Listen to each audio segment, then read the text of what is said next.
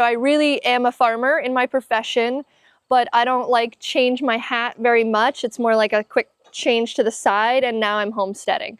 So after I work farming, I homestead. And these are some lovely homesteaders. My lovely assistant, Nina, is my farming assistant, and we lived together and canned together all last season. So we have like a rhythm together of like doing this as a pair, and Kendall and Katerina have been helping out because last night we had to make sauce so that we could do the Martha Stewart thing where we pull it out of the oven and it's ready.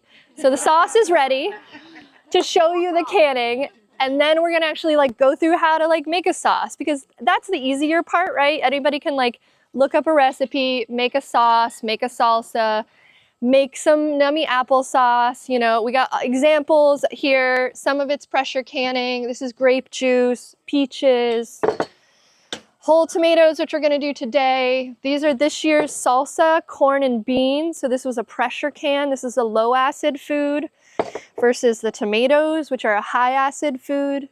But you still add acid. We'll go over all of that. There's many methods, but there's lots of rules that you just cannot mess with, right? There's just certain things to get right and you're fine, right? So we're gonna teach you sort of the rules you can't ignore, and then we're gonna tell you to buy a book, because I reference this book every year. I don't pretend to be an expert. Books. We have lots, old books, new books. They all have the most amazing references. So the reference pages are your best friend. I still look them up every year because I don't pretend to remember everything. But we wrote down some key pieces for you that we're gonna go through, the steps that are the most important. And so think of it as make whatever you want. So your salsas to your taste, your sauces to your taste, right? And then there's gonna be these little things you gotta remember to make sure it can preserve itself into the winter and into the next year. So we have sauce and tomatoes from last year that are still perfectly sealed and perfectly good, because you can put raw meat in a jar and pressure can it and it's good. And it's a little scary for people to think that, but it's at 200 and over 240 degrees under high pressure, and it's the only way you can get that shelf life out of something like a meat or a dairy product. So there's really good important methods to pressure canning, and today we're mostly going to go over water bath because that's where people start, and I really want that to be a comfortable place for people. Are there any questions about any of these steps or something you might see I forgot? Step 6, at least 10 minutes to the root of Siphoning. Nina, it was probably... I didn't know how to spell it. So siphoning is a problem that can happen if you change that temperature too quickly. So you got your jars boiled, they've been in there for their 40 minutes or 10, however long the processing in the book tells you, right? The book is gonna tell you how long to process. If you pull it out of that boiling water too fast, it can force water to like kind of push itself out, and it can like hurt your seal. A lot of times it will still get a good seal, but you just don't want to lose liquid. Because I'm a human being that makes mistakes, like we had a ton of siphoning happen in our salsa. So I lost like a half an inch of liquid out of these jars. It's perfectly fine. Everything is sealed. I put too much in. I needed a bit more headspace because the pressure canner is a pretty thick thing. So mistakes happen, but seals are made, right? So you listen to that popping sound, is pretty satisfying. You have a question? Yeah. What are some ways to sterilize everything? Great. We're going to go with step 1, which is sterilize the jars. Thanks for just kicking us off. All right, so this is our water bath canner. You do not need this. You can do 4 jars at a time in a nice stock pot at home, right? So this is made for canning. It's what it is.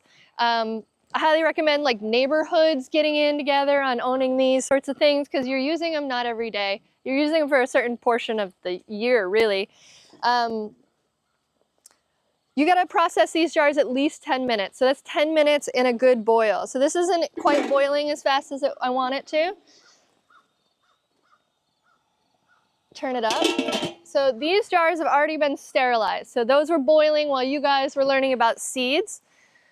So we have sterilized these jars, and we're doing a hot pack method with the salsa, and we're doing a raw pack method with the tomatoes later. So we're gonna do 2 different types of packing.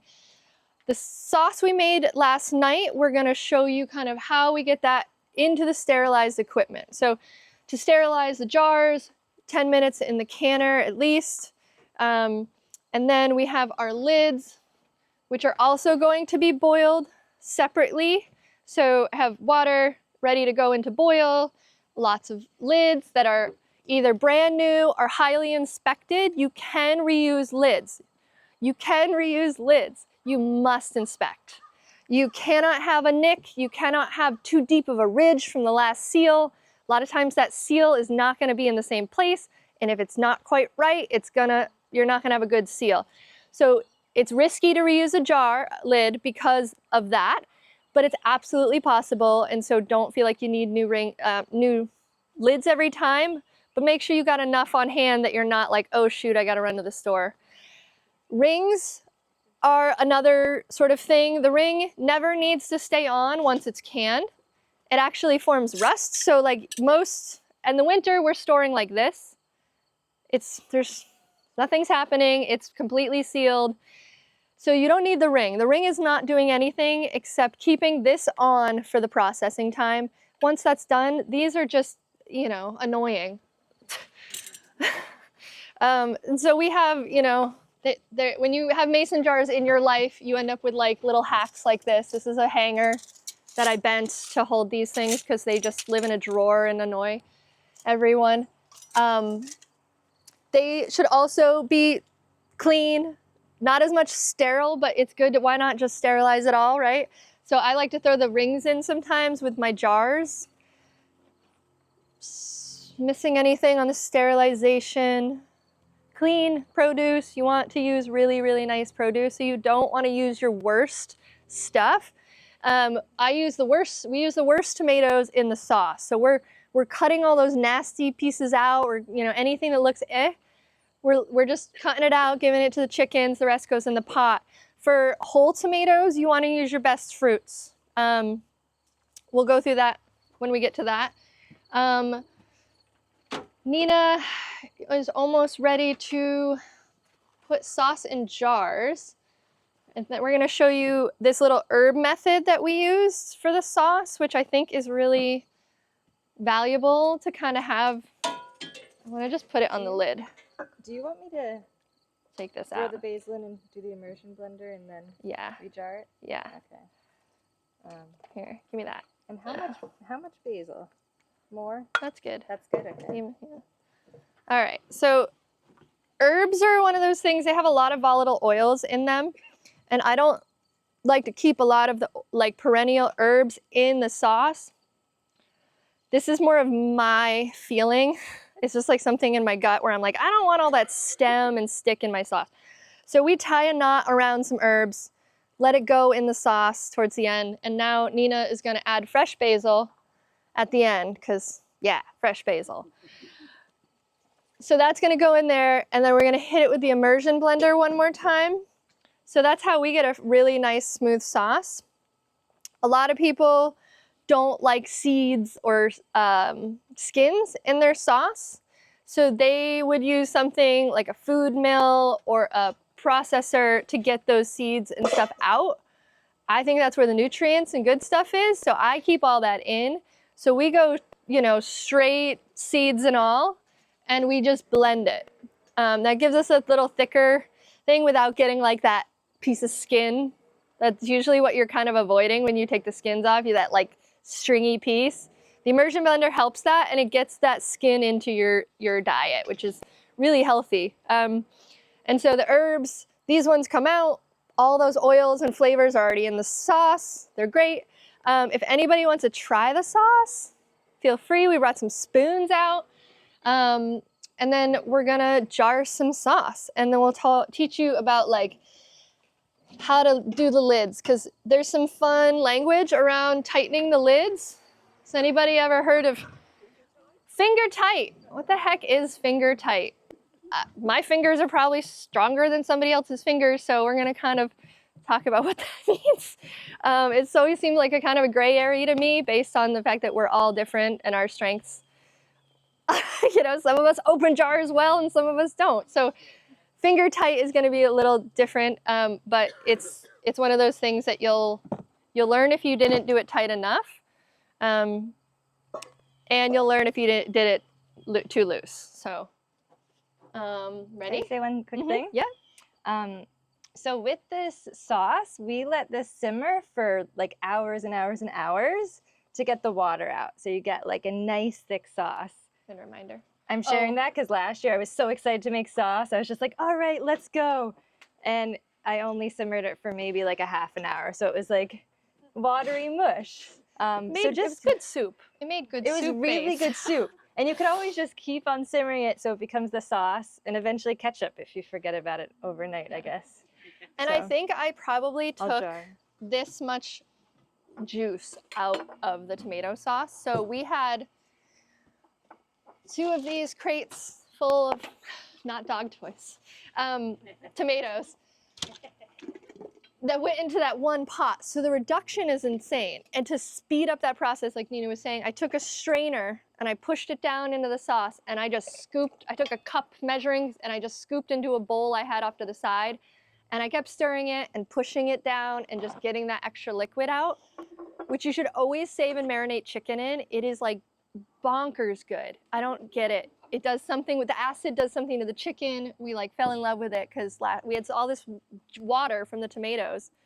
It makes a really good marinade. Yeah. You can just take that water and boil it down rapidly and then add it back. Very true. So you can separate it and you can also use that to like add liquid. So some of the recipes in the ball book will call for using tomato liquid to can. So we're gonna do water. We're gonna use their own liquid juices. We're not adding any liquid to these ones we're gonna do today.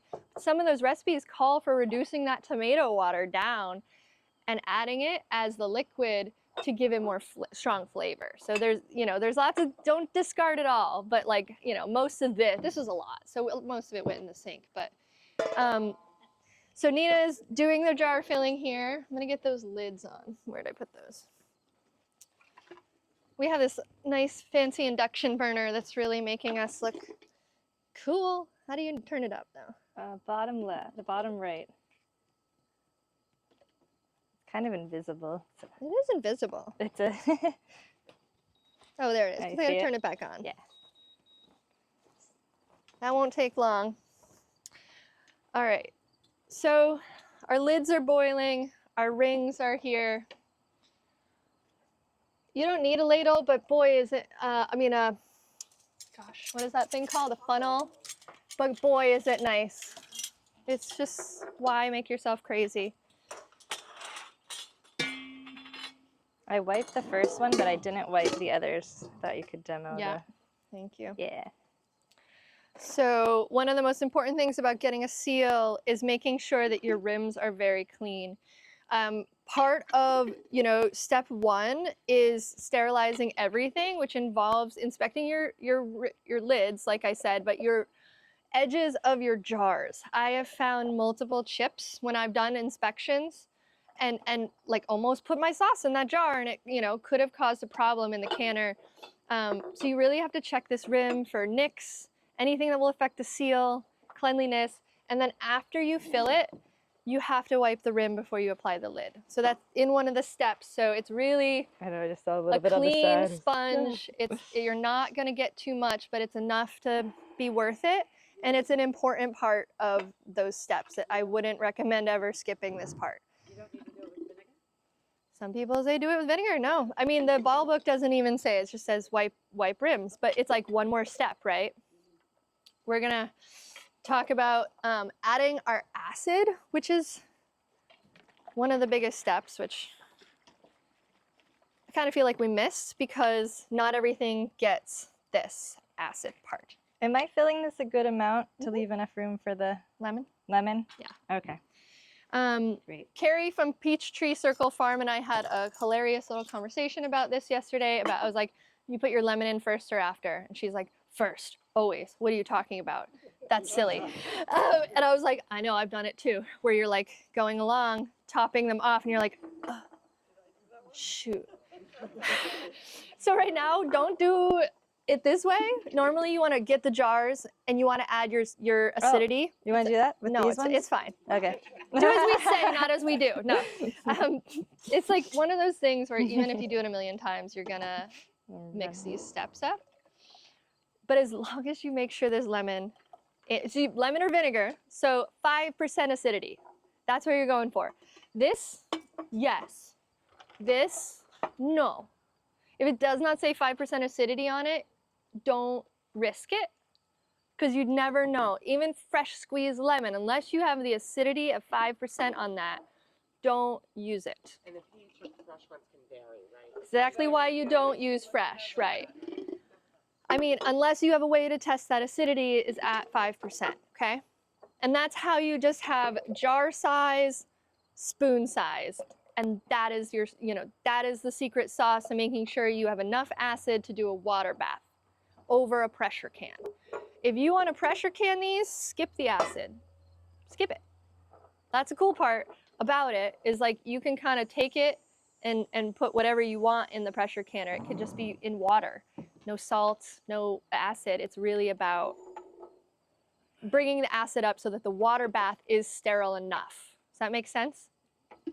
So every book has this fancy chart which tells you exactly how much lemon per jar. Let's see if I can find it.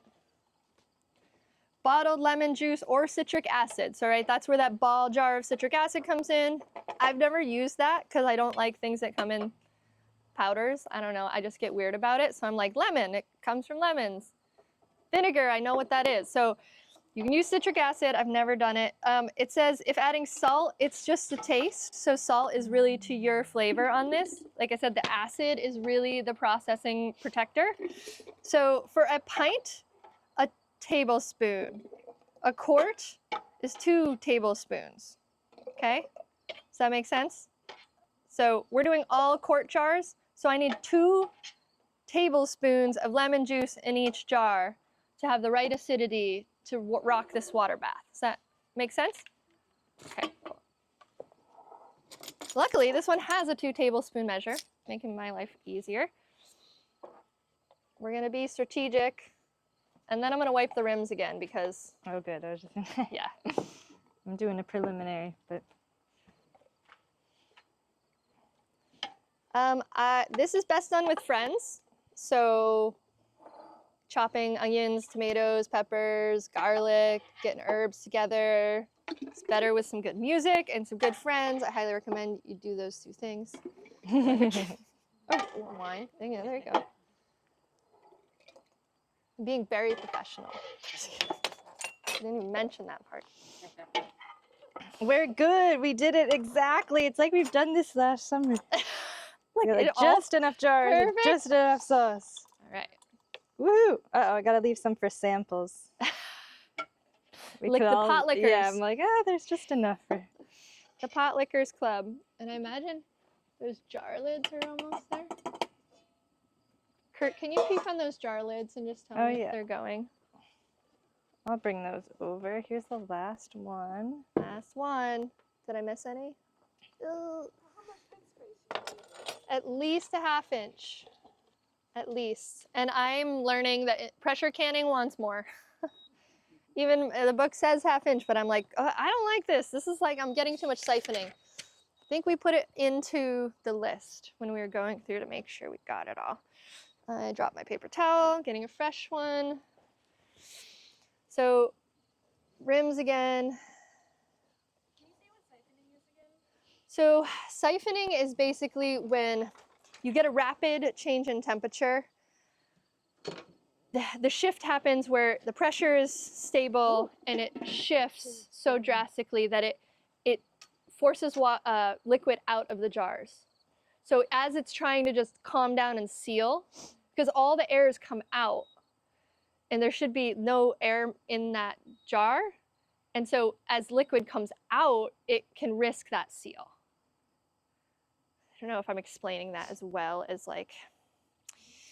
You'll notice that there's less liquid in the jar afterwards. Yeah, you'll know. And Carrie was like, you know, because I always like to check in with my master canner friends who Carrie at Petrie Circle Farm is doing this like constantly all summer long. So I was like, what might I forget? Tell me, tell me. And she was like, just tell people that 10 minutes in the canner limits that siphoning to almost nothing. Like, so she was really adamant about just leave it in there for 10 minutes. It's fine. It's like 10 more minutes, but like it just gives that, like, it takes the heat off the bottom so the heat isn't still building. It's resting down. So I trust her. And I've been having my own issues because we're trying to do too many loads at once and I want to get it done and I want to go to bed.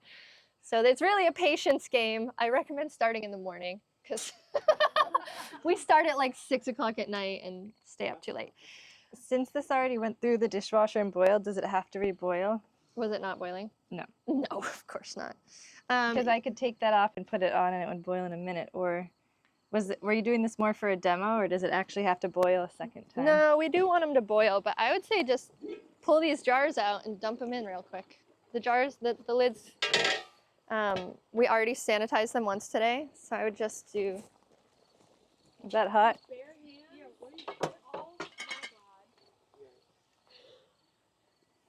It's literally heat conversion. It's sorry, we're a lot of work in restaurants. I don't even have conversion. fingertips. He just asked about the cover. Aren't those hot dogs? Oh yeah. Yeah. When you do. No, the wire's not because of the type of metal it is. And they were out of the water. I didn't dip my fingers in. They were sticking out of the water. Oh no, the hooks are out of the water. No. Yeah, they are just above the water line so that you can grab them. Yeah, for this part, you definitely don't want to grab the jars with your hands or you'll get like a 5th degree burn. Yeah. It's just like easier to grab them off that rack than like getting your hands steamed by the water.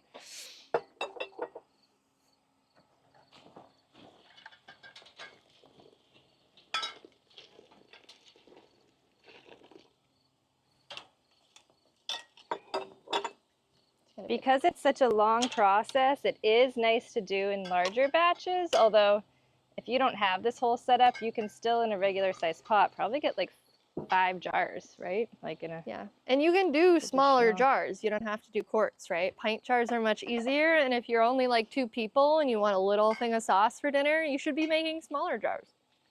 These are usually just like party sauce, or like I have kids, so it's sauce for days, and just how you eat is how you should can. I think eventually, hopefully, we'll be doing like fermentation and pickling and all the other fun things we do to cook around here. Dehydrating. We like to do it all. Put this there. All right, one thing I'm gonna start to work on is getting tomatoes started for canning whole tomatoes, which if you've ever been in the store, you buy a can of crushed tomatoes. They're really good, but they could be better. I really love if you have San Marzanos or a nice sauce tomato. I grow San Marzanos. They're really good. They are the most pain in the butt to peel. So like one of those things is like thinking about what peels easily and a method to peeling tomatoes so that you get them, you know, just the tomato. Where's those tongs? We'll show you is to blanch them and immediately submerge them in an ice water. They come right, peaches, same thing, beets, oh my gosh, they're the nicest thing to peel after that.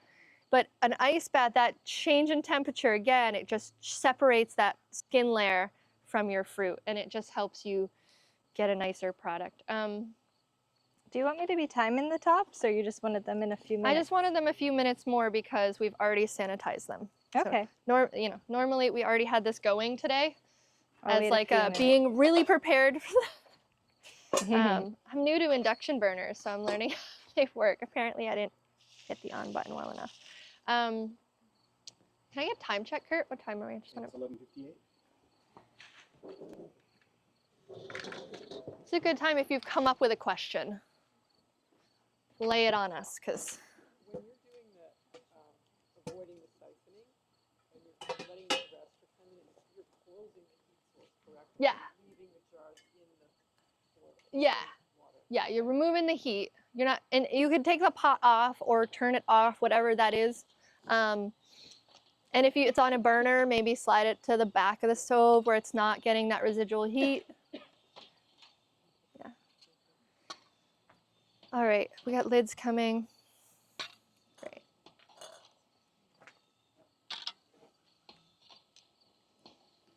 Feels like you're fishing.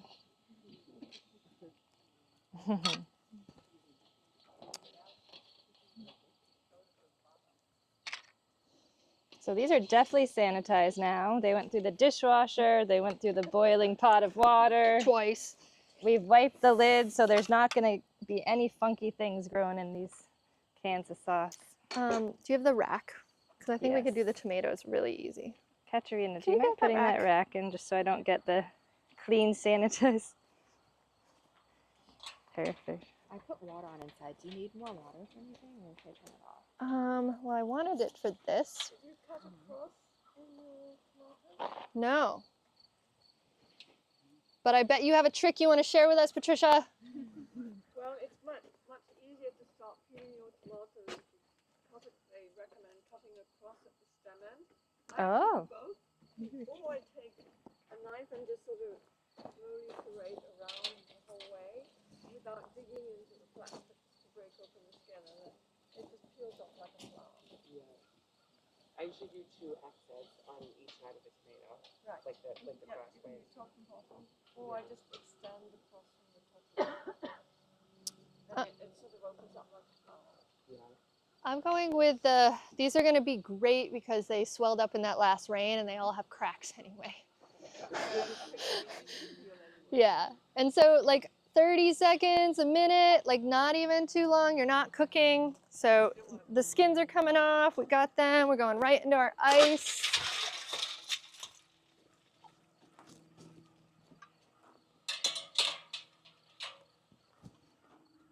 Nice. Right. So you get that, it came right off. You know. So that's one that's ready. Once we'll be cutting this stem off, but a lot of times in processing, you want to do one step. You don't want to like stop, start cutting. Just peel, peel. Just get them all done. Would one of my lovely assistants want to put some more tomatoes in? Because I feel like using that water a little bit and then putting these in would be great. Yeah. That's a clean jar if you want to pack. Perfect. So where this was green is a little tough. So the riper, you can see where a ripeness helps your peeling here. Right, the shoulder's not quite ripe all the way. So it's sticking right there. Tomato too. Some tomatoes keep the green shoulders. Yeah, and it's, yeah, right, exactly. So, oh my God. Oh. Beautiful. It's just like, why else do you do it for? This actually might be a pineapple or a harvest moon, I think. Yeah, I think it's a harvest moon. So the heirlooms do make the prettiest canned tomatoes. The prettiest ones I'm sure we ate because they... Oh, yeah. In the heirlooms, so nice. That's a nice so you peel. can put that in. Honestly, these big slicers aren't peeling very well. Like that one almost feels like it never hit the water.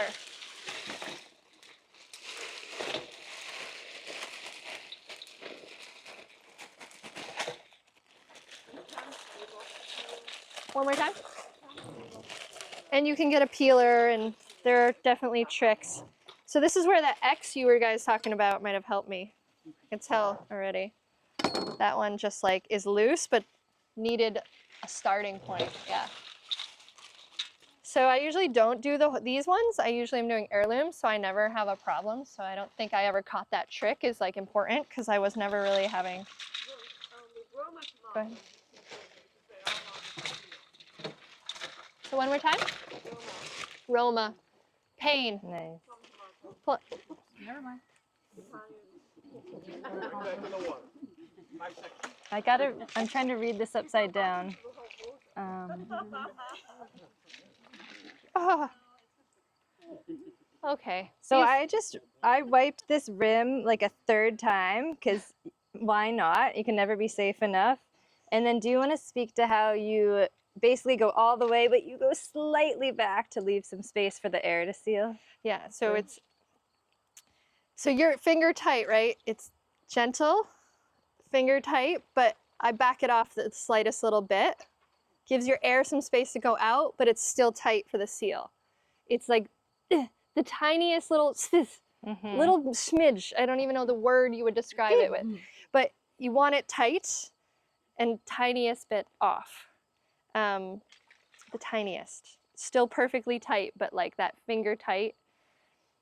Like 95% is the way my brain thinks of it as a math person. Snug. Snug, yeah. Because if you Snug. crank it down, the air can't get out. So you're not, it's sealed, but it's not All doing right, exactly the so method where it did needs to do.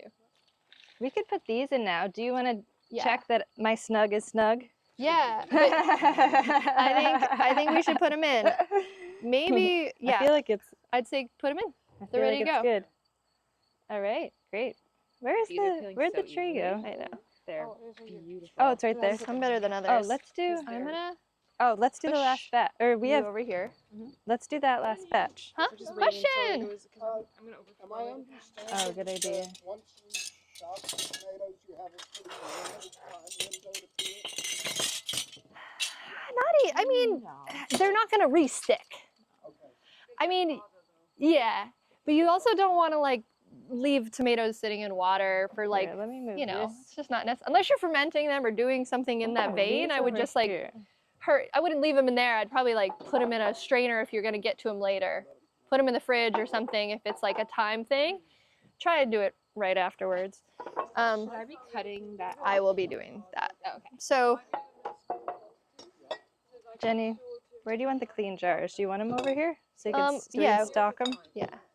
All right, I'm gonna move this book. So now it's kind of up to you. I want to keep this tomato so whole because I am a visual person and I just can't get enough of that. I want that on the outside of my jar. You can do halves, you can do chunks. You could at this point Oh, I'm realizing. pretty much do whatever you want. Another method is also you can grill. 1, 2, 3, You can char, go straight into Alright, I ice. gotta get more So there's like, doesn't have to be a fire, but it's kind of like peeling a pepper, you know, like how you like char almost blacken the thing and then that comes off and you're left with that. Oh, so that smoky, adding that char and like it caramelizes the tomatoes a little bit. You get this like, so good. So you can do lots of things with these tomatoes. Kiri, so these are going to be in their own juices. I want to move that so it's not, there's too much airspace. So I'm like, I'm manhandling these tomatoes because they really need to go in tight. And as much as I wanted that to be pretty, it's got to be right. It's still pretty. I know, but trying to decide how I want to. No, sir. I'm no fuss. The thing, I don't think that there's anything wrong with those seeds. I just think they're actually probably the healthier part. There it goes. So now it's in. There's no more air. Sure. And I like a nice big fat slice on top. So. Huh? Barely. Barely, but I adjusted my headspace there. That looks good to me, right? That's beautiful. I mean, how do you just, oh God, this is Christmas in a jar. Like you just did, Merry Christmas, you know? And that's it. So we're adding the lemon again, same amount for the sauce, but that's it. It's gonna have its own liquid, especially the heirlooms. So like that is gonna be, we're gonna lemon, clean the rim, pop it in the canner. So we're gonna keep going with some of that. And the other thing we were thinking to demo was like making our sauce, right? So like what we did last night was a lot of, we didn't do the skinning, but we really have now de-skinned, so we can make sauce out of this now. And we're gonna can some whole ones. So we're gonna take the prettiest, best looking ones, we're gonna put them in whole, and then we're gonna take these red ones and we're gonna knock them into a sauce and see if we can make some more yummy things. Questions? Has this brought up any more questions? So why take the skins off? I mean, they're beautiful, of course, without them, but why take the skins off for the whole thing? Because the book tells me to. I don't know if there has to be a good reason that they do that, and it might be that the skin is where the bacteria, I don't know, because it's not getting cooked down as hard. It might just be that it's not getting cooked down as much, and that the skin might be like the lowest acid part of the whole thing, and it might mess with something in just liquid canned tomatoes. So I've always done it that way. Oh, great. And they honestly look like crap if you don't. Like there's just this like shaggy sort of looking, like, you know, the association you get when you look at it's not great. So I don't know, it's just pretty. Yeah. The skin's also kind of, it's quite fibrous, it's a bit tough. So I think it's also a textural thing for a lot of people just not including it. But like I said, we like it in our sauces. So we do tend to just leave it all. So I like wide mouth for this for various reasons. Any years. Yeah, I mean, this is why we do it, right? Because the freezer is great, but the freezer is only so good for so long. But it, you know, in the apocalypse, power goes out. These are good. These are good. That's why it's like people go for canned food first, right?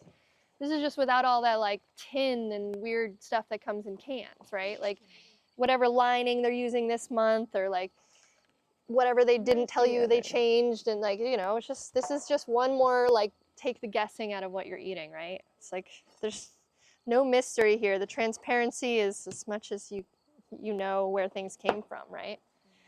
So we bought a jar of tomatoes a case of tomatoes off Carrie from Peachtree Circle Farm. We got Liana from Farm and Floral. Why is the farm name skipping me? Shearwater, thank you. Shearwater donated some tomatoes to our set. We're giving her jars of sauce in the end. We're trading. And then our tomatoes from the garden. So to make a big old pot of sauce, we added a little from others because it's just, and we knew we were doing the workshop, so we needed a lot. And tomatoes kind of ripen in batches, and we've already made, I don't know how many jars of salsa. 22 jars of this came out of the garden already. So we used too many tomatoes making our salsa, so we had to buy some so that we had enough tomatoes for you guys to show the examples. I was like, oh, I can't believe we did that. That was a big batch of salsa. Yeah. Start timer, 40 minutes. At tasting table, you guys would write to peel the tomatoes for two reasons. The skin carries the most bacteria, so for root vegetables and tomatoes, before canning, the skin should be removed. That's the second root vegetables because they're in contact with salt. Right. And the second reason is that it makes it taste better because more of the bitterness No. is in the skin. So if you leave the skin in, Ah. There we go. It's always a little. So pretty good. I think we answered our own question. Pretty good. Do you know what acidity the liquid needs to be? 5%. Always, at least. And There we that, go. and I was saying earlier, tricky you can little- use vinegar because it Dang does. You it. can get 5% vinegar, but please check. They're like being sneaky nowadays, and they've like reduced without like. It's hard putting this in. If while you've it's always bubbling. gone and bought vinegar, it's always been 5%, Yeah, and then if you all of a could- sudden there's like 4% on the Yeah. shelves. Like, who needs that? Oh, Why good you're job. and like it's Thank not you. like lower percentage, lower acidity. It's like they just don't even tell you, and like it could mess with your entire, you know, processing. So check your acidity on your vinegars I think and I'm your gonna put lemon it juice, in. because like I'm gonna put it in with the hands because it's too hard with yeah. But it's like I saw recently a 4% vinegar, and I guys. almost lost my mind. I think putting So it in that's with like the hands is like better. most 'cause trips to they're the so- grocery store for me. You could buy pH testing strips if you really wanted to be scientific with it, and you could pH test the jars. If you're selling, you have to. Yeah. So we are putting these in the hot bath. So we're in the last step. So I'm going to set a timer for 40 minutes and drop these in to seal. They're only like halfway submerged. We're going to drop it in, okay, except yeah, yeah. I'm realizing the water might overflow. It's gonna overflow. Yeah, I probably should have taken some water out. Here, do you want I'm to? looking at that thinking no, it's no, going just to pull. overflow. Can you lift the crate? Is it too heavy? If you can lift it, I can scoop some out. Let me see. Strong, Oh, yeah. like bull. Been doing my farm workout. Yeah. So when you sterilize the jars, they're empty. So there's a lot more water volume.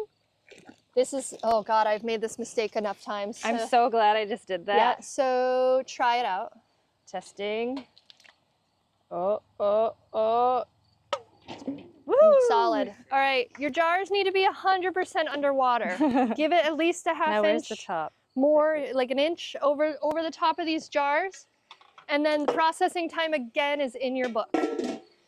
So for pressure canning, for Timer. canning, the timing is going to be in the book. So pressure canning, the lower 40 acid the minutes. food, the higher the time. With tomatoes, the shelf life of these things, they just give you a super long 15, processing time. So 55. 40 minutes for quart jars and pint jars, 45 minutes for 1.5 liters. So you can do big jars in these as well, right? So if you're, and if you're overwhelmed in the season, absolutely throw your tomatoes in the freezer. You can deal with this later. Like you can make sauce at any time and can it. But Ooh, that's hot. And then defrosting them, the skin comes right off. right? Tricks of the, yeah. I mean, if you're like, you want to de-skin them and then freeze them and just sauce them with an immersion blender and everything, throw them in a pot later, do that, And if you're really overwhelmed and you got enough jars up, then just huck the rest in the freezer. Like or give them away, whatever you got to do, but don't feel like you have to do all the canning right now. It's like something I have to tell myself a lot. Oh, this fit? You need the freezer. You need the I need the freezer space. Parmesanos take up quite a bit of space in the freezer. I don't like, all right, wide mouth jars for this, everybody. Don't do this. Don't do this to yourself.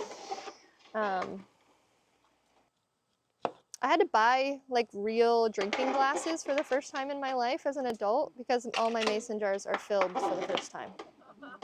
It feels pretty good. Oh, yeah. The mason jars? Oh, no. Oh, drinking glasses, yeah. And then Yeah. Questions coming up? Anything coming into the surface of like, oh, this thing doesn't make sense still? So lemon juice or vinegar, you need a certain amount in every jar.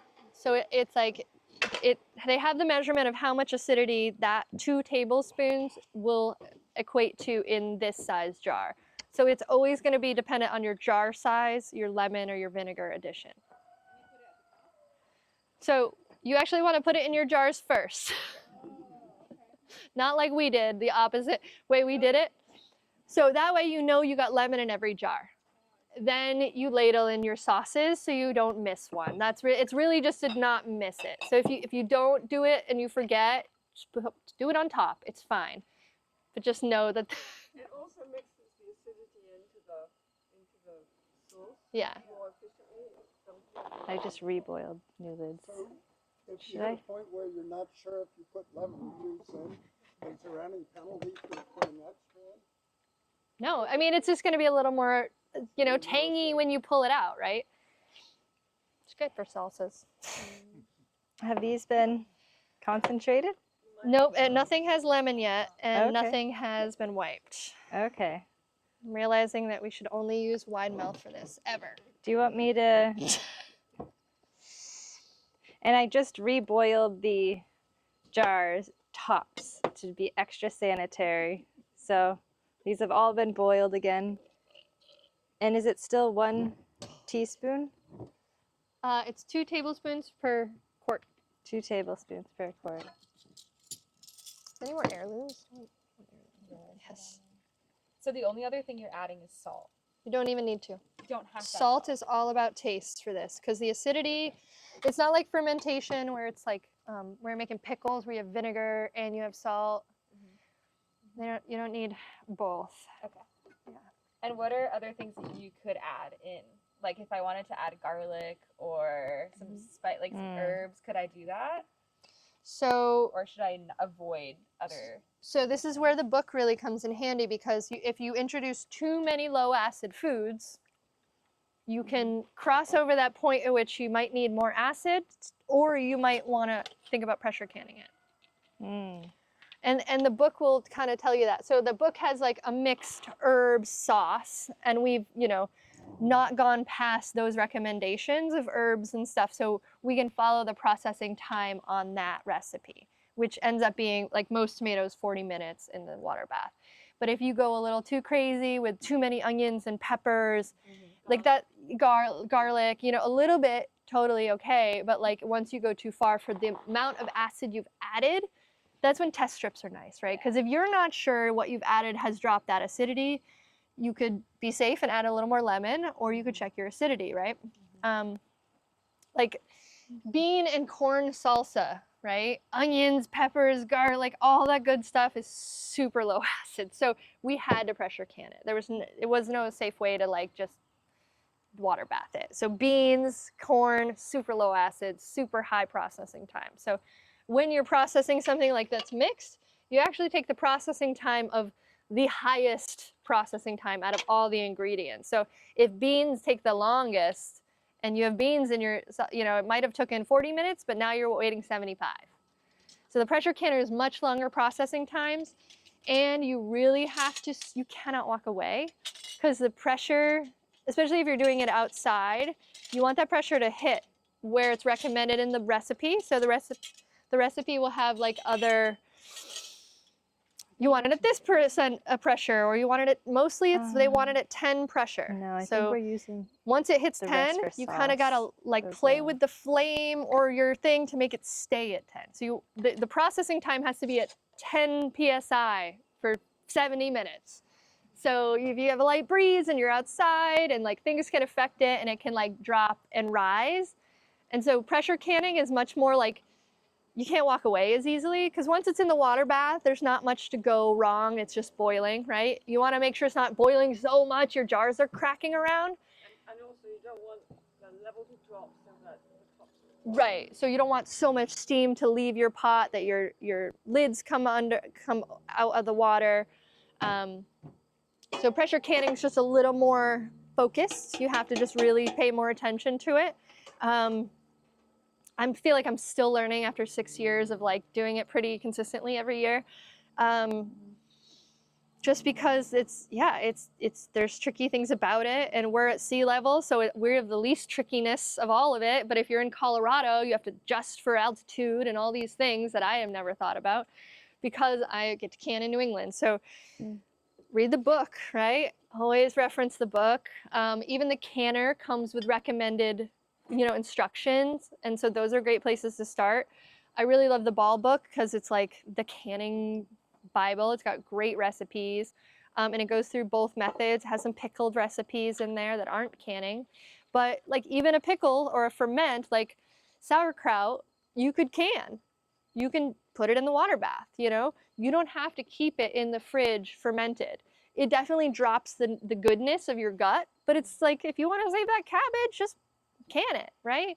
If you want some like Thanksgiving sauerkraut or like whatever, you can can it and put it up for the season with a pressure canner, and it's just pretty cool, shelf stable. Yeah. Any questions? You guys were quick at the same time. I need a photo finish on that. I have some really old cookbooks, range cookbooks, service cookbooks, etc., that really have a lot of canning recipes in them. But lately I've been reading in some of the newer books, don't use old recipes. Have you I don't know if I'm the right person to answer that. I mean, some of these real old recipes I've been using for 50 years. And you're still alive. I'm still alive, exactly. But recently I've been reading in new canning book, do not use old canning instructions. So they like sales. Yeah. No, use the new. So, I think it's because they changed the guidelines and they don't want you going using something that's not following the guidelines. Well, I follow a Rebel canning page on Facebook, and because the FDA says you're not supposed to can milk products. Botulism. Yeah, and they're like, no, don't. As long as you do it right, it should be right. Yeah. some of the recipes are wonderful. They're like 100-year recipes that people have had in the community, and I've made them for years. And say, okay, well, I don't know if we're gonna have. Huh? I don't know if we're gonna have time to make sauce, but that's okay. This is awesome. I'll eat I feel like anything. they've gotten a lot of Yeah. what time is this? Same season. I feel like we did that like 12:30. I like old stuff, so I'm probably gonna be the one to say, don't listen to them. I mean, I would go with times. Like, if you want to follow that recipe and then follow new guidelines on times, that might be the way to kind of combine that. Like, where you're not risking too much. You're not changing the recipe too much. Oh my God. well, probably some of the older recipes don't give you the proportions of acid to volume. That might be. So if you follow those guidelines, just adopt. Do you want me to put it in the bottom? Can I put this in now, Jenny? I'm gonna do this first. Yeah. Yeah. Get this one I got.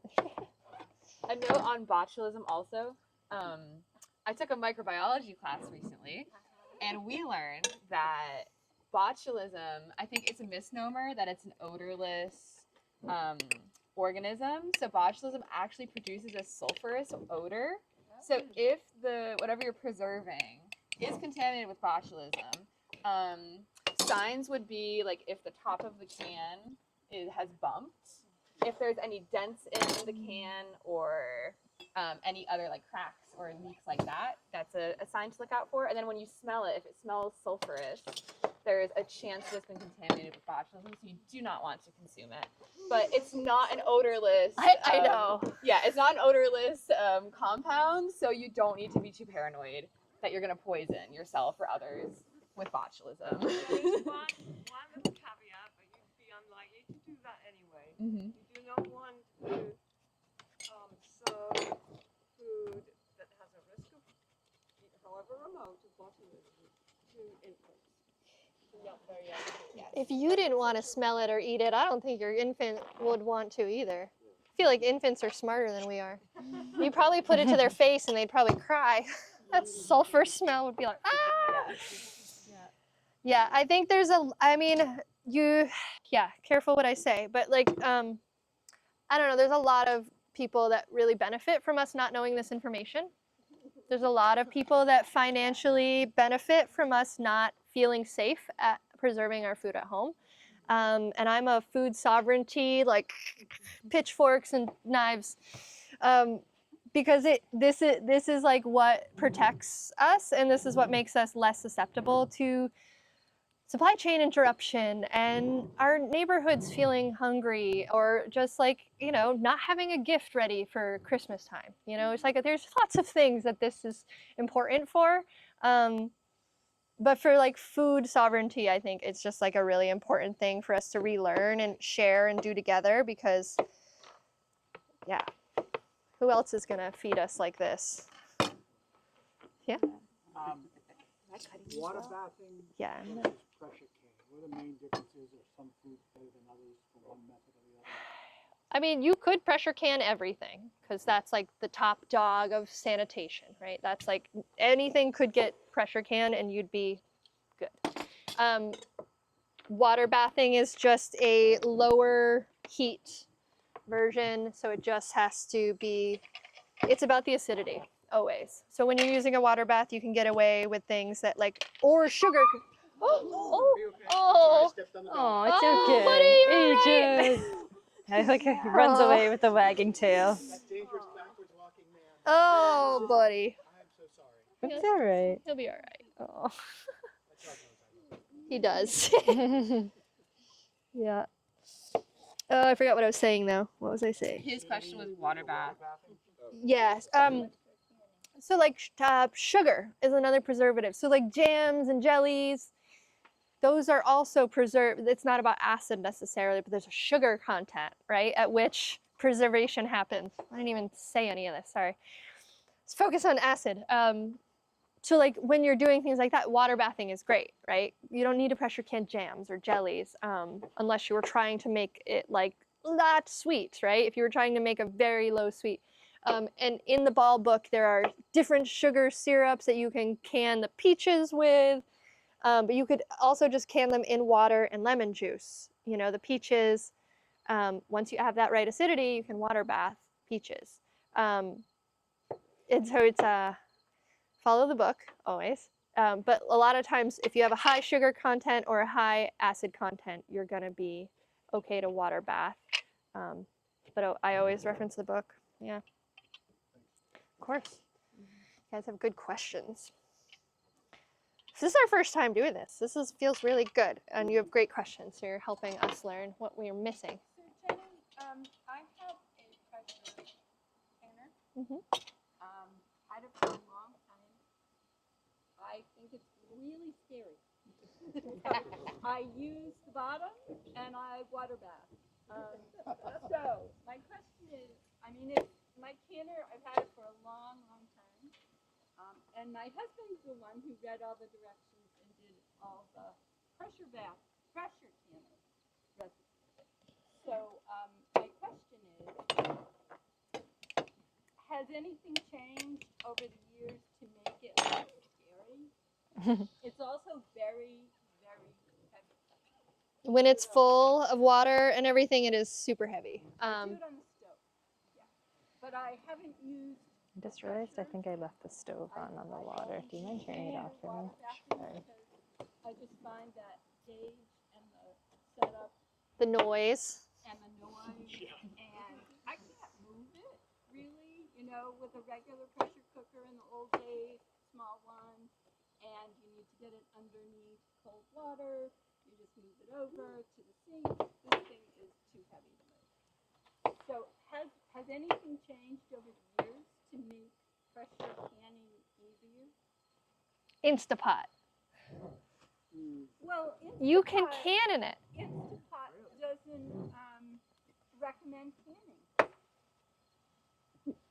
I mean, You need to buy something else. yeah, They buy. Instapot, you can only water bath. You can make yogurt in it in mason jars, and so I don't know. I mean, the thing is, so ours is, or where do we put ours? It's inside, sorry. Do you need it? Kurt, you want to grab our pressure canner from over on? It's by the sink. Yeah. No, I have two. One's probably still has it. Oh, make sure you get these out. Yes, I will. That one? I might Is have. that peeled? Yeah. It's just really nice. It's bigger than the black one. Here, he's going to get ours. That was So all the horror stories from canners exploding, those were from when World War II was happening and all that good metal was going overseas or going into making ships or weapons or tanks. So there was a period of time where canners were not getting made with the quality of metal that they do now. Right. It is very much scary at first and heavy. So I mean, the heaviness, I don't know how to get around except maybe getting a burner like that and doing it outside so you're not having to lift it so high. That's why I really like these things, because it's, I don't know. I have a glass top in the house, so I don't know. Something about glass, I don't know why. I just have a thing about putting the pressure canner on the glass top stove. So I always pressure can outside, and it's annoying. So the whole time you're hearing this thing, it's rattling away, and if it gets too fast, you got to turn it down. And you're watching this gauge, and you got to keep it at 10. And sometimes you got to like let a little pressure off, and that's scary. And so it's just like, and then you got to turn the fire down a little bit, and then it went out, shoot. And then you have to relight it, and it's just like, there are things about it that are overwhelming at first, and I totally hear it. It's like, because it took me a while to get through some of that stuff. Yeah. but it was like I wanted salsa so bad with corn and beans in it. It's like, I think it was just like my sheer will to eat that got me like just past it, because I don't know, there was just something. My master canner teacher was just like so adamant about, she's like, you can do this, don't let fear, but it's like, you know, I have a lot of upper body strength, that's easy for me to say, but like if it's the weight thing, I would say try and do it down low. I don't think And you're saying outside. because that's the most pleasant place we all want to be this time of year anyway. Yeah. Who wants to heat up the inside of their house to the point where it's... Pressure cookers where you don't have to manually regulate the pressure, won't they self-regulate? So you have to adjust the heat. Once it gets to temperature, you could go way past what you want. And that's when people freak out. That's when the danger happens, right? If you go too high, the pressure, it has a popper. So it has a release valve. It's gonna scare the heck out of you, but it's not gonna explode. So if you do the thing you're not supposed to and you walk away, and that gets too high, because you haven't noticed and you haven't let some pressure, you can't take this off, you'll get a steam burn, but you can push it to the side and it'll let a little out, or you have to adjust that heat. So dropping the heat down lower will slowly let the pressure come down, and then once you see it get towards 10 again, you gotta like feather up the fire a little bit so it doesn't go, it's finicky, it's a little fussy. Do you have to put water on it when it's done? Water on it. The canner? The old pressure cookers, the small home-sized ones for the burner, you take it off the stove and then run it under water to release the steam. So all my recipes, It's supposed to let it get out by itself. all my recipes call for natural release. So really, it's then you're waiting. You're doing the waiting game. Cookers have changed a lot to make them safer. Quick So question. it After might the be worth 40 investigating minutes, it whether says leave 10 minutes to rest. Does that mean not at boiling? So Yeah, we just turn turn it it off. off. Yeah, exactly. Great. How long have we been in? That's kind of perfect timing. There's got to be a thermostatic control. Well, another 20 minutes. I just want to let them know before it's done that that's the last one. Yeah, I mean, the thing is, the more tech they add to it, the more likely it is to break. And I think the beauty of these sorts of things is the simplicity. And if they added all these like electric regulators and blah, blah, blahs that had fail safes and this and that, you know you'd be so annoyed with all that eventually. I never heard that you had to keep it right at 10. As long as you were at 10, a little higher.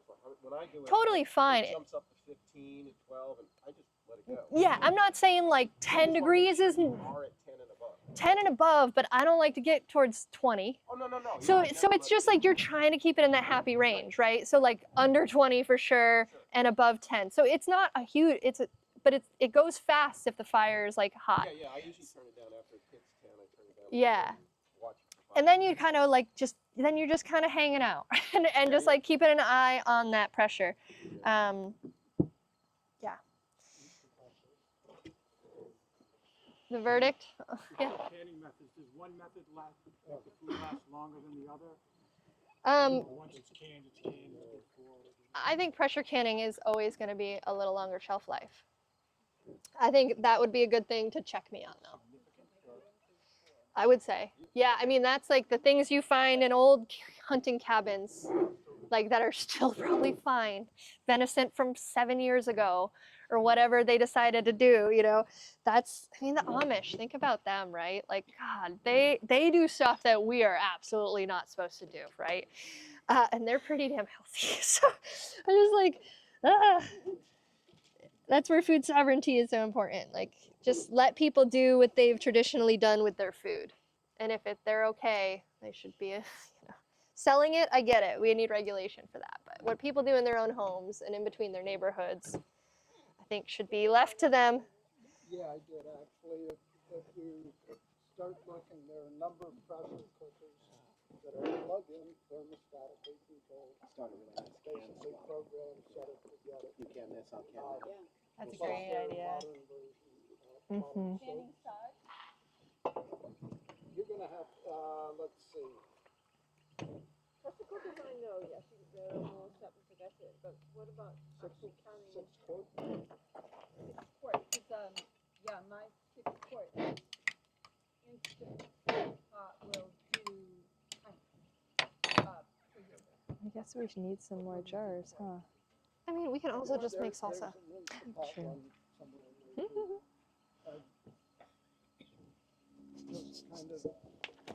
Really what I want to 6, 8, 10. Oh yeah, we have just enough to do. Can I put We're these gonna back in make this bowl? sauce. Yeah, we're gonna like make sauce. So maybe we just huck these up. Because we did. Well, actually, we have 2 more jars. We have 2 more jars packed, and then we'll. Do you want me to chop the rest up and put them in here? Yeah, let me just have enough for the 2 jars. Any questions? Calvin, you got one? Yeah, so you just use a pressure cooker for pressure canning. It's kind of like a special thing. It's not this electronic one. I'm not familiar with pressure canning. Yeah, so this is the pressure canner, and that's the water bath version. So they're 2 separately used canning devices, but they're just used for different applications. Yep. So if I understand correctly, and I am not a person to acids, but so if you had just that, you could do everything. Yeah. Because you can do low acid foods like meat in the pressure canner. You could not do that in the water. Right. High acid. Right. Like tomatoes, fruit jams. Right. And you can water bath in this. So if you had that one thing, Yeah. you could do everything. Yeah. Yeah. You would probably not be using this lid because it's a kind of weird lid. Like it fits just right. And so like it's annoying. I would just put your pot lid on top and like that fits. But because you do when it's boiling, you're not really trying to build pressure. So you could just keep this off and seal it and that would be fine too. So you could get away with just the pressure canner, yeah. Can I ask a question? Do you know is dairy considered low or high acid? Low. Low acid. Yeah, it's fat. Okay. In which fat is like a totally different animal, and that is follow the recipes on that for sure with meat and fat. But you can absolutely can dairy. Never done it. Not gonna pretend I have. But butter, tallow can be canned. I mean, there's lots of things that not even for food, but for like skincare, like the tallow being canned is really a good way to preserve it. I use tallow in my Chinese hot pot broth. Like Ooh. I made a spicy Szechuan like beef tallow broth. It was really good. Oh, that sounds good. What was your question, Calvin? Ever tried canning like beef stew or something like that? I have. Is that Pressure. Yeah. So any like meals ready to eat, like if you were like, I made this giant beef stew, you could pressure can a ton of those jars out and they'll be shelf stable, no refrigeration needed. It's a beautiful thing about it. It's like stocking up, meal prep. You have a question, Steve? A little bit more about using sugar in a water bath. Is that like a replacement for acid? Yeah, so the fruits are usually acidic, but not usually you don't necessarily just want fruit, right? And so every recipe will kind of give you several versions. I wish my hands weren't completely tomatoed. Where's the ball book? The ball book. So the last time I made something sweet out of it, it was the peaches. So the peaches are an example, say. Which one? There are several syrup, sugar, this one, sugar syrup recipes. And you can also do them without the sugar, but if you wanted to say do the jelly, there's a pectin you add, but there's a sugar content you want to get to. Which one? Are we looking up sugar? Yeah, look up preserving fruits. Fruit, fabulous fruits, 139. So it's just the peaches. So they were blanched like just like how we blanched the tomatoes, and then Here we it is, used preserving the recipe in the ball book, fruits. made a simple syrup, and Adding added spices, some flavoring. herbs, some flavor, some seasoning to it. So this one has a cinnamon stick in it. That's peaches? Peaches, yeah. Yeah, and you could add cloves if you wanted to. You could add nutmeg. You could add Hold it. coriander. Like you Where's could get the- creative with the seasoning you add. There is I love a blurb cardamom, on so sugar. I often add cardamom to kind of offset the sweetness, but No, unsweetened liquid. yeah. Did you water bath that one or pressure cook? This we pressure canned. Yeah. It helps fruit maintain its flavor, color, and texture. That is the addition to adding the sugar. I was like, I know it's in here. Do you want to pass this around so people can check this out? So there's a syrup, like the recipe. There's a honey, corn syrup, heavy syrup, medium, light, extra light, ultra light. So there's all these sugar levels, right? And it's in this book, like beautifully laid out in the perfect order. I knew it had a blurb. So flavor, color, and there's tricks in there if you're gonna do water and not do like how to get the color. So you even might add acid to the fruit just to have the peaches not turn a browner color. Because if you're not doing the syrup, maybe you have to add the acid to kind of keep that color. Yeah. I have a question. It's not really like the cannabis, really like preserving. Have you ever like potted anything? One more time. Potted meats and stuff like that? Like, Clotted? Before Potted canning? England, unpotted shrimp. Yeah, like, Potted. so it's like, Preserved on their I fat. don't really know the whole process, but like you basically scale it as like a fat. And then you do it weird, potted stuff like that. Like before canning was a thing. It's Like- really common in South America. It's how they preserve a lot of meat there. So there's a layer of fat. It's the meat is airtight and then sealed with a layer of fat, and the fat is the preservation agent because of it reduces the oxygen content that's in the meat. So it's canned and then topped with hot grease. Yes. And you mix Yes. it with fat. Wow. Yes. And then cool. And then it needs to stay so that the fat stays solid. Like it should not be in the sun or exposed Right. to sunlight or heat. Or disturbed or until disturbed. it's solid. Exactly. And the fat needs to stay solid on top. Yeah, Yeah. That's so fascinating. Yeah, it's great. It's wild. so What time is it? pemmican is essentially sort of 12:45. that too. It's meat and fruit preserved in fat. Okay, great. Is that all? That's all we had left? Yeah. Amazing. I have a scary story. Oh boy. Uh-oh. I was walking down my cellar and I heard a jar pop.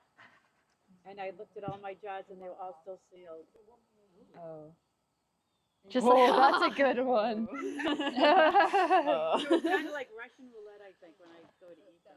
I mean, Just look at them. You should be able to tell. Yeah. but you're saying you heard one pop, but you went and checked them all, and you didn't feel any. Well, you'll notice when you pop it. Like some of my seals are so good. I gotta get a butter knife, and I can't get it with my fingernails. I gotta get in there and like pop it. Use a butter knife to like just take the lid off the can.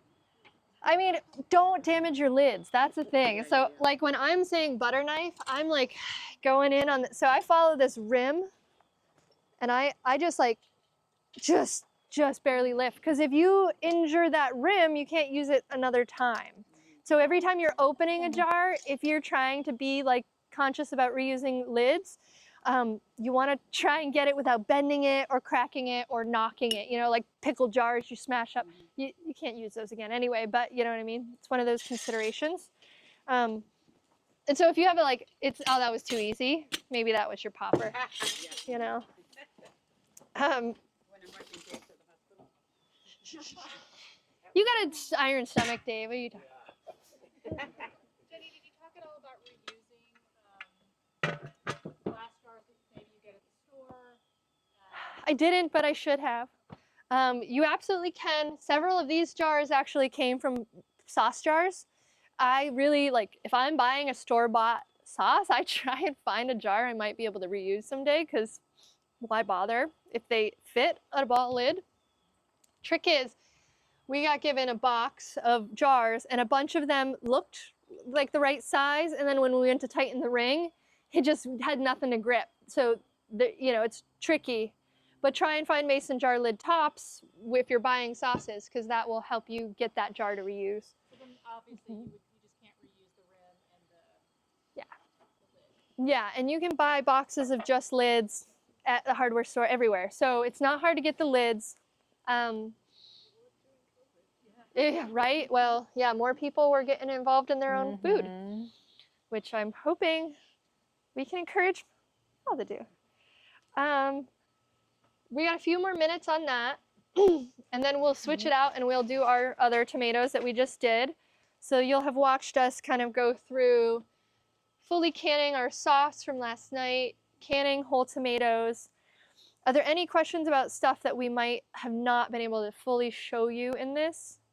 We were gonna maybe prep a little salsa, but we ended up with not enough tomatoes.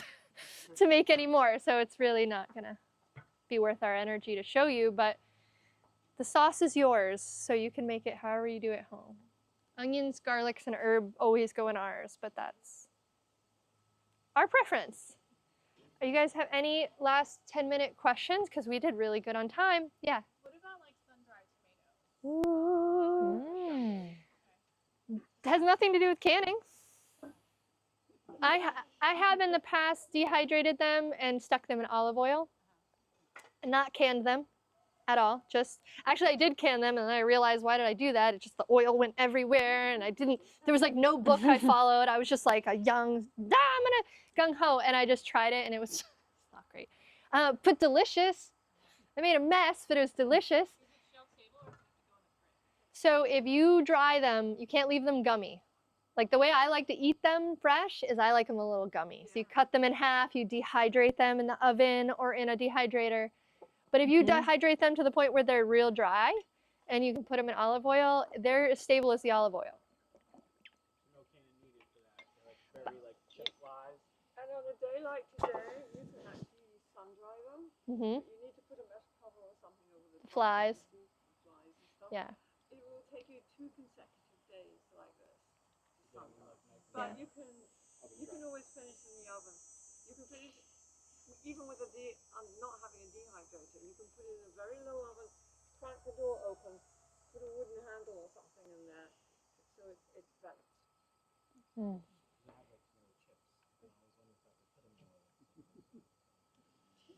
Tomato powder is like tomato powder is like one of the best, yummiest things ever. And honestly, where'd that bowl of scuzz go? Like, so like this stuff is like, if you like really cut these little cores out and took all this and like blended it and put it through a sieve and put that on a dehydrator or a parchment sheet with some like basil and salt, you have this like leather that's tomato and basil flavored like fruit leather. And it's so good, but you're using these scrappy pieces that you might have otherwise tossed. It's a great use of that. Even the skin that you once... The peelings. The peelings. Great. You can put that in the microwave on a paper towel. You completely desiccate it and pound it to a powder. Yeah. Garlic, yeah, tomato powder, Calvin, we were talking about this. You were doing some of that. You're making like chips. I made the chips already, but now I have the chips, and I'm like, what am I gonna do with these chips? Like, Powder them.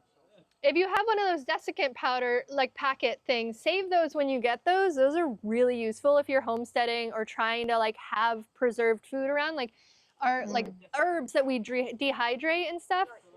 That silica packs, yeah. If they come in a food, like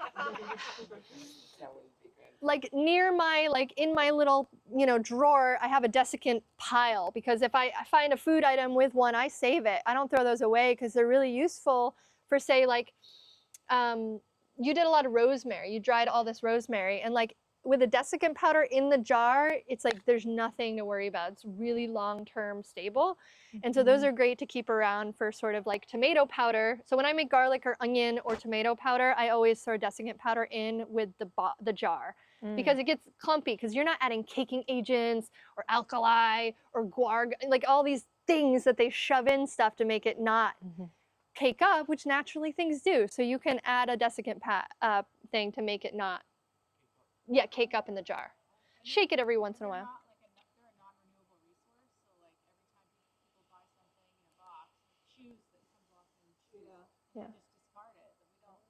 It doesn't go back into the cycle. So I've been saving mine for a few years, and I did one. I mean, this isn't like canning, but when you go to dehydrate like fruits, and you think, is it done? Is it fully dry? Like you put it in a mason jar, and then you wait, and then maybe you shake it.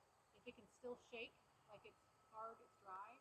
But if it's like still stuck together, you're like, oh, there's still moisture left. I need to put it back in the dehydrator. That's how you know that it's not fully. Otherwise, it'll grow mold. But then you can put one of those desiccant silica packets in and help make it really feel a lot more comfortable that it's really dry. Yeah. And with stuff you do at home, it's different than like what you get in the store. Like our summers here, like you open a jar of dried fruit and it's like the moisture wants to go straight back into that fruit. And so you're kind of fighting those sorts of things. So this, again, those pouches are really valuable to keep around and just hold on to. I really like the food ones for the food stuff, but there's things like I save rosemary because we can use it for teas, we can use it for hair, you can use it for culinary. So there's lots of ways to use it, so it's not necessarily just for straight food. Like, so I would use a food grade, like it came in a food product in the food jars, but if I know it's like an herb that I am always gonna cook or heat up, it's not gonna get eaten fresh, I'll use one from a shoebox. I don't know, is it the wrong thing to do? I can't tell you the answer, but it's like, I also hope that. So, you know, it's just like you got to use what you got. So it's just Okay. any other So questions? time's We're up. like really doing great on time and questions. For lunch. I know I would. Next time we'll have the pizza oven going. Can we try the sauce? Yeah, there's some left, right, Nina? A teeny tiny bit. It's inside. Here. I should open up a jar of salsa. So 40 minutes is up. So I just turn this off because after it boils for 40 minutes, you want to let it sit for 10 minutes.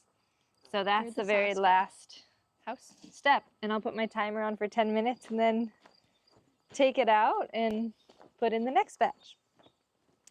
Since we got off the topic a little bit of canning, when Jenny and I get like really tired of canning, we'll just take these chunks of tomatoes, put them on like a big sheet in the freezer, let them freeze, and put them in maybe freezer that's what bags. I thought it was out in which here. is really great. Like you could get the little, what is it called? That little machine that sucks the freezer bags. Vacuum sealer. Thank you. My brain was in canning mode.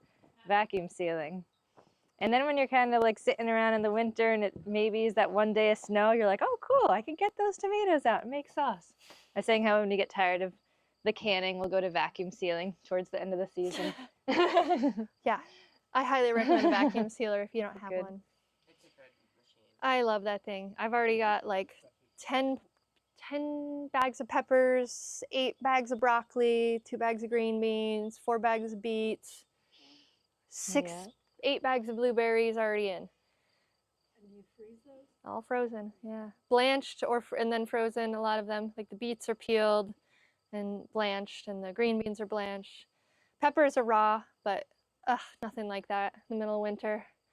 And if you can get into this, it's like really nice because you're like, I want to make chop suey. And so you go down and you get a jar of sauce off the shelf. You get a bag of, you know, peppers out of there. You get some local Hamburg and you have like mostly a local meal in the dead of winter.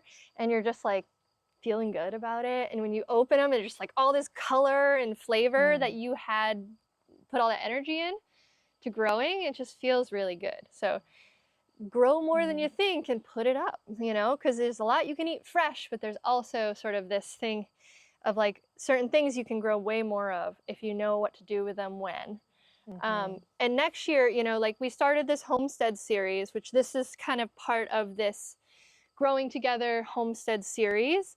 And so next year, this garden was like 4 beds last year, and then we took a lot of energy to get it to this size. So the old idea behind this garden is that this will be the homestead field where we'll teach workshops and classes throughout the entire year with that garden so that somebody could come and follow along with us. So we'll talk about like how many tomatoes do you want to plant if you want a good amount of sauce up? How many peppers would I want if I want to put this many in my freezer? And how many broccolis, you know? So thinking about planning in like our other workshops, we do a planning workshop with our Growing Together. So you're thinking about, am I going to homestead hard this year? I'm going to up my game. To come to our workshop and we'll be talking about planning and quantities and how to like plan the garden to get the bounty, to get it in the shelves.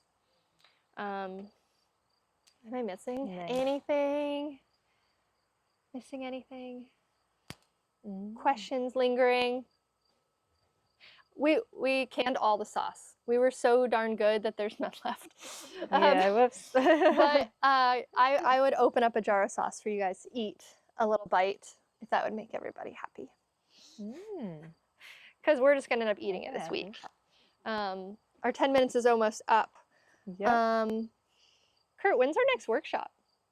Oh, geez. I think it's the apple thing. Apple thing. Anybody ever not seen our apple orchard or met Jeff, our apple steward, you are in for a treat. He is a wealth of knowledge. He is also a master homesteader. That jerk dropped so many grapes in my lap the other week. I was so happy and mad at the same time. I was like, thanks. Yeah. And now we have grape juice, but like just, you know, homesteaders just piling on more projects for other homesteaders is just what we do to each other. And so he is an orchard guy. So he's taken on that orchard in a way that's like super special. So 2 weeks from now, that'll be in the orchard. And they'll be teaching about apple care, peach care, all those trees we have out there. And they'll probably be giving away some apples from our orchard. That's at Andrews. At Andrews Farm, yep. And if you're like getting into orcharding, we are planting, we're expanding the orchard next spring. So keep on our emails and like pay attention to spring because we're gonna need a lot of tree planters. And that will basically show you the basics from the very start. Yeah. Thank you guys. Thank you.